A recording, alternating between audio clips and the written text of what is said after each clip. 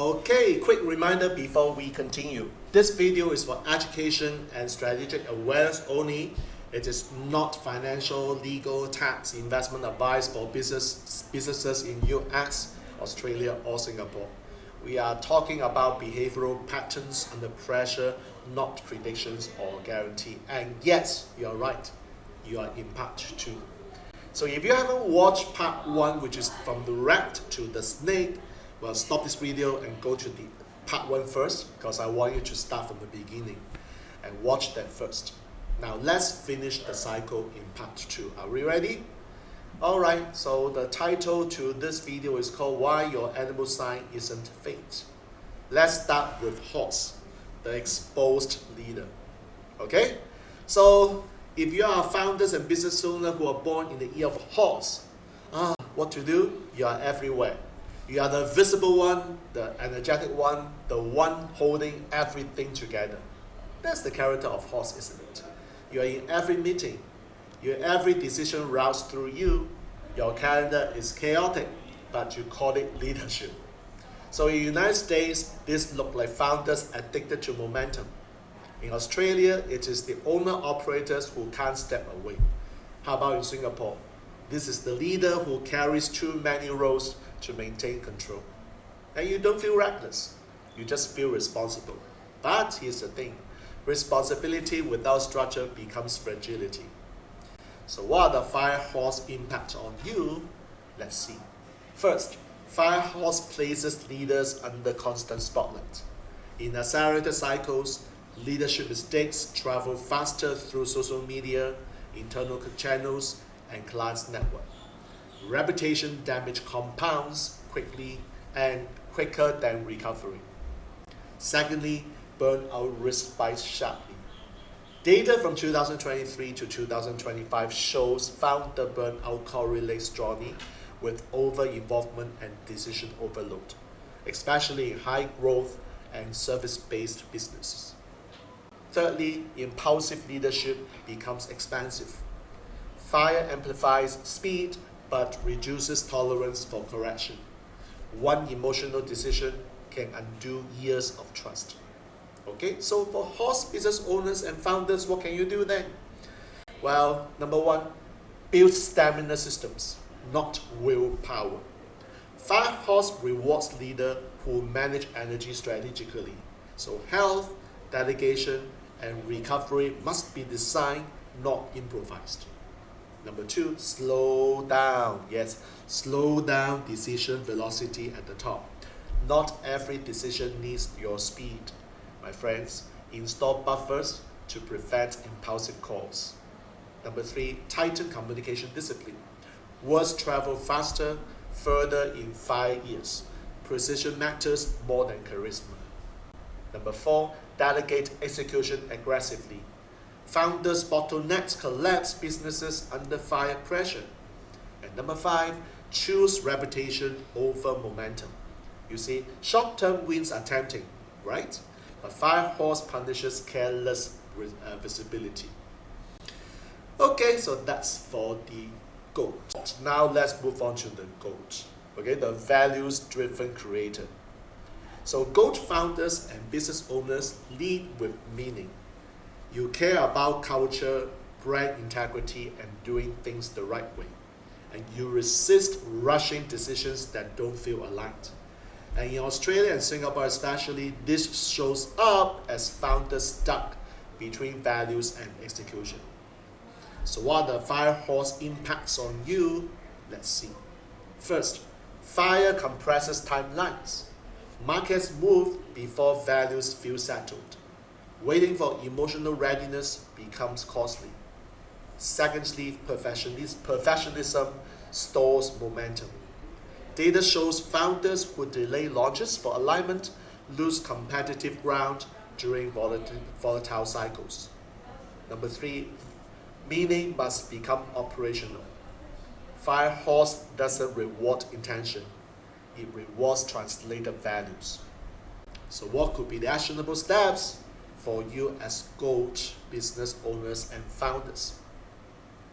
Number 1, turn values into operating rules. 5 years punish abstract values, make them actionable. Number 2, decide before you feel ready. Firehorse rewards movement. Alignment often follows action. Number 3, reduce perfectionism. Deliberately, my friends. Speed beat polish when markets shift quickly. Number 4, monetize creativity earlier. Waiting for ready burns runway.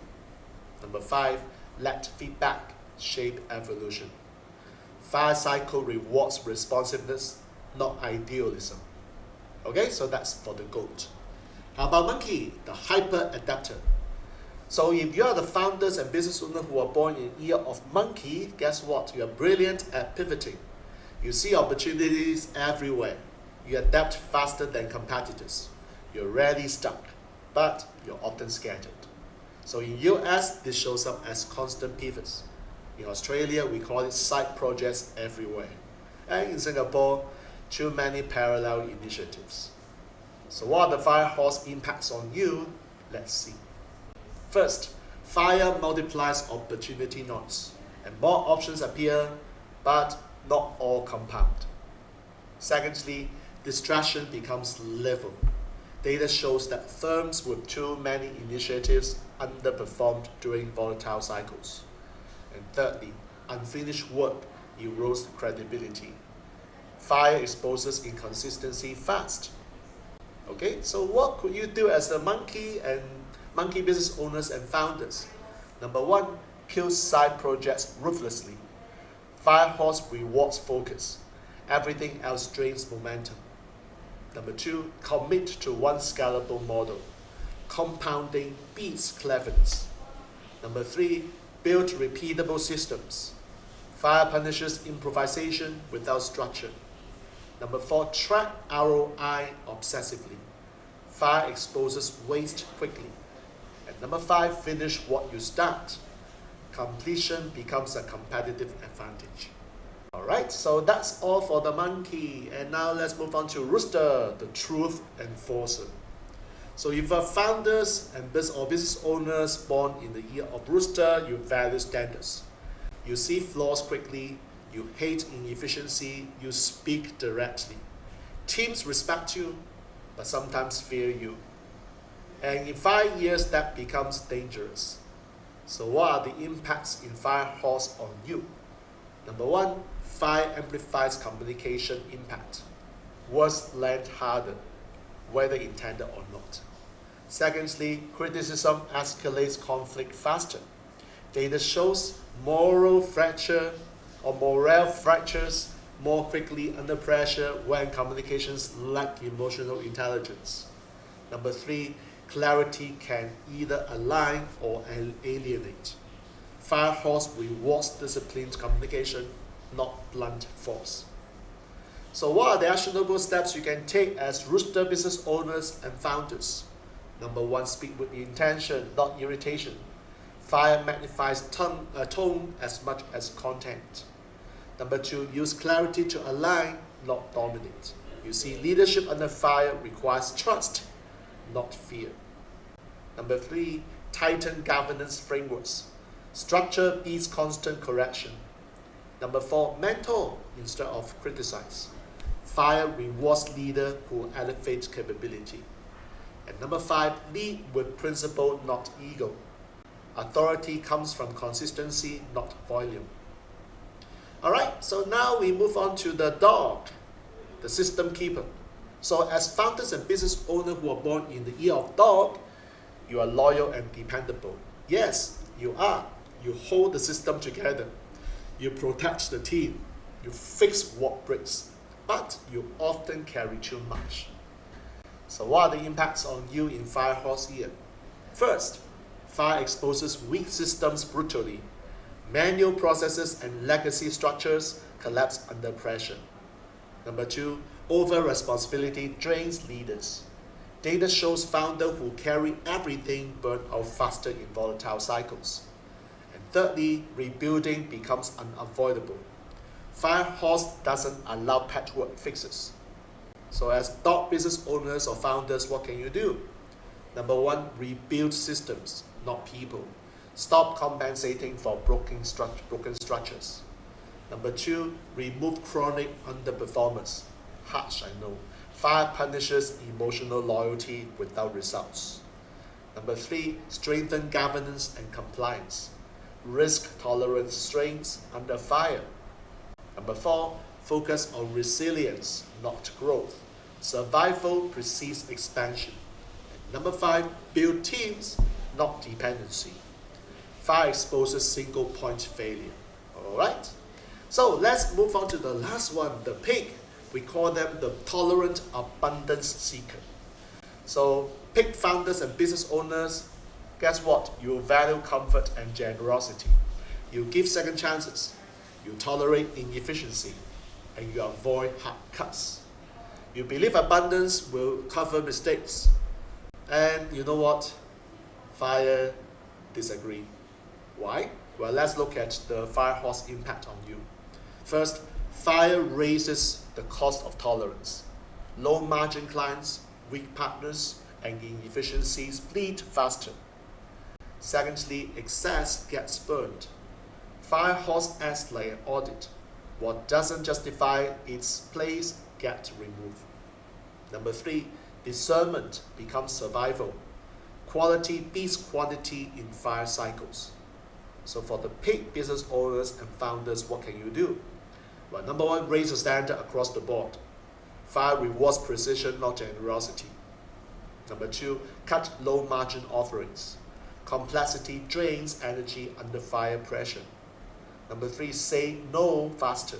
Speedy rejection preserves bandwidth. Number 4, prioritize quality clients and partners. Fire amplifies relationship costs.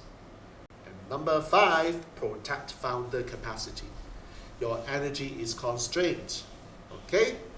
So, as a final reminder, what I've been doing in part 1 and part 2 is education, not destiny. You see, Firehorse 2026 doesn't punish people. It exposes systems, leadership, maturity, and decision discipline. So if this series make you become uncomfortable in the usual way, subscribe to my channel if you haven't done so. Turn on notifications and share this with a business owner who still thinks 2026 is all about luck. Alright, so I would like to take this opportunity to sum up the themes for part 1 and part 2. As you can see across parts 1 and 2, we have covered all 12 animal signs. Now number 1, I'm not here making any luck indicators. You see that there are 12 leadership patterns under pressure. And Firehorse 2026 doesn't care which animal you are. It only cares one thing, how you respond when heat is applied. So here are my 5 main themes from a personal perspective for Firehorse 2026. So take note of that. Number 1, speed without structure destroys businesses. Fire accelerates everything. Systems will decide who survive. Number 2, visibility is unavoidable and it's going to be dangerous. You see, silence signals irrelevance. Careless visibility creates risk, so you need to know how to balance that. Number 3, tolerance becomes expensive. Weak partners, weak systems, and bad habits drain faster. Number 4, execution beats intelligence and intention. Doing, taking action, outperforms knowing in the fire cycles. And number 5, leadership maturity determines survival. You see, fire doesn't destroy businesses, but mature leadership does. Okay, so that's all for me. And once again, I hope that you enjoy. If this series make you uncomfortable in a useful way, then once again, subscribe to my channel, turn on notification, and share this with a business owner who still thinks 2026 is about luck. And if you want to navigate Firehorse 2026 with clarity, instead of superstitions, prophecy, or some sort of luck prediction, whatever, come join Destiny Architect. I'm going to put a link below so they can join. Inside Telegram, in this Telegram chat, we will talk about strategic thinking for business owners operating under pressure. Okay, so look forward to seeing you there.